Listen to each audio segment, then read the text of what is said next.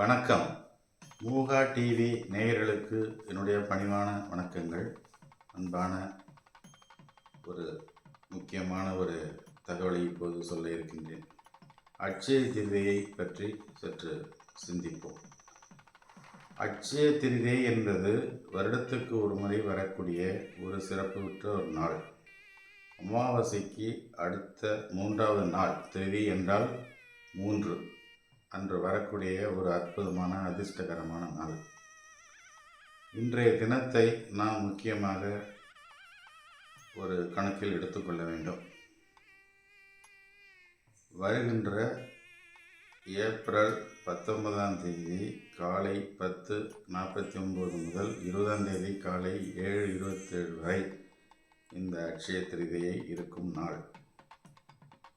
தங்கம், வெள்ளி, அரிசி, உப்பு போன்ற பொருள்கள், புதிய மனை வாங்குதல், புதிய இடம் வாங்குதல், புது காரியங்கள், புது வணிக நிறுவனங்களை ஆரம்பித்தல், இவை அனைத்தும் தொடங்கப்படக்கூடிய ஒரு நன்னாள். இந்த நாளில் வளரக்கூடியது வளர்ந்து கொண்டே இருக்கும். அட்சயம் என்றால் குறையாதது, தேயாதது, வளரும் என்று அர்த்தம். இதற்கு அன்றைய தினம் நாம் முக்கியத்துவம் கொடுத்து நாம் தங்கம் ஒரு குண்டுமணி அளவாவது வாங்கினோமானால் அது நெடுநாளைக்கு பலனளிக்கும். வெள்ளி, அரிசி, உப்பு அளவற்ற ஒரு வளமையான ஒரு சூழ்நிலையை உருவாக்கும். பட்ட கஷ்டங்களுக்கெல்லாம் அன்றிலிருந்து விடுபடக்கூடிய ஒரு நன்னாள். இந்த அட்சய திருதியை என்பது நாம் எப்பொழுதும் வருஷத்துக்கு ஒரு முறை, இப்பொழுது வரக்கூடியது 100 வருடங்களுக்கு ஒரு முறைதான் இந்த கணக்கிலே வரும். அதை நாம் பயன்படுத்தி கொள்ள வேண்டும். இதில் புராண குறிப்புகள் ஏராளமாக உள்ளன.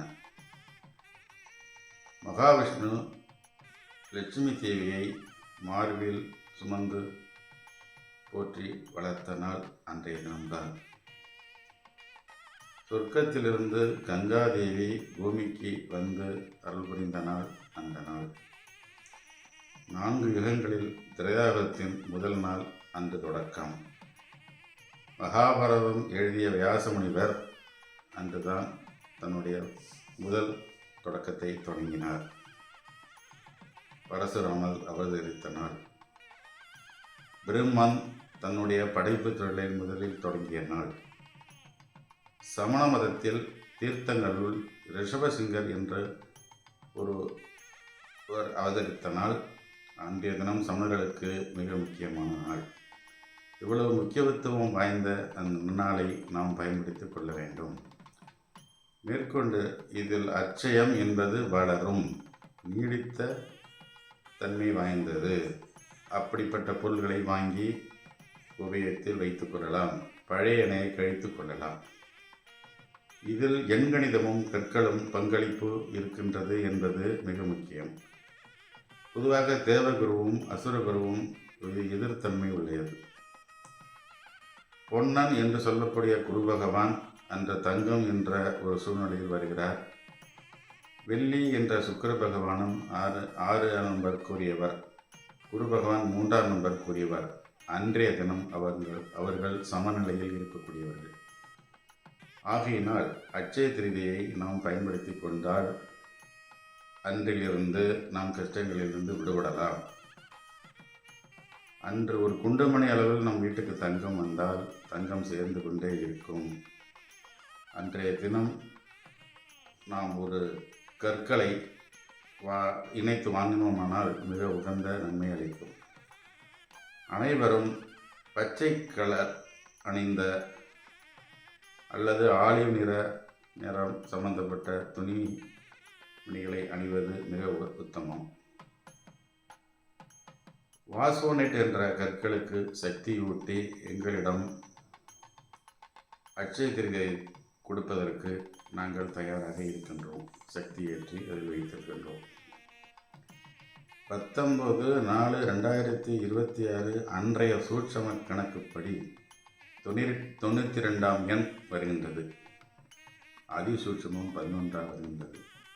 சந்திர பகவானும் பார்வதி தேவியாரும் அன்று இருக்கக்கூடிய நாள். சூரிய பகவானுக்கும் சந்திர பகவானுக்கும் இடைப்பட்ட தூரத்தில் தான் இந்த அட்சய திருதி இருக்கின்றன. அதுவும் 3ஆம் நாள் கணக்குப்படி. இந்த வாசோனிட் என்ற சக்தி ஊட்டப்பட்ட கல்லை நாம் தங்கத்துடன் இணைத்து வைத்தோமானால் அது நெடுநாளைக்கு பலனளிக்கும். அடகு வைத்த நகைகள் கூட திரும்பி வர அன்றிலிருந்து தொடக்கங்கள் உண்டாகும். ஆகையினால் அன்றைய தினம் மிக முக்கியமான தினங்களாக யாரும் தவறவிட வேண்டாம் என்று நான் ஒரு வழிகாட்டுதலாக இதை நான் சொல்லிக்கொள்கின்றேன். எங்களிடம் சக்தி ஊட்டப்பெற்ற வாசோனைட் கற்கள் அதிக அளவில் இருக்கின்ற காரணத்தினால் முன்பதிவு செய்து கொண்டு அந்த கற்களை வாங்கி பலனளிக்க உங்களை அடியில் கண்ட என்னுடன் தொடர்பு கொள்ளுமாறு வேண்டி விரும்பி கேட்டுக்கொள்கிறேன். நன்றி, வணக்கம்.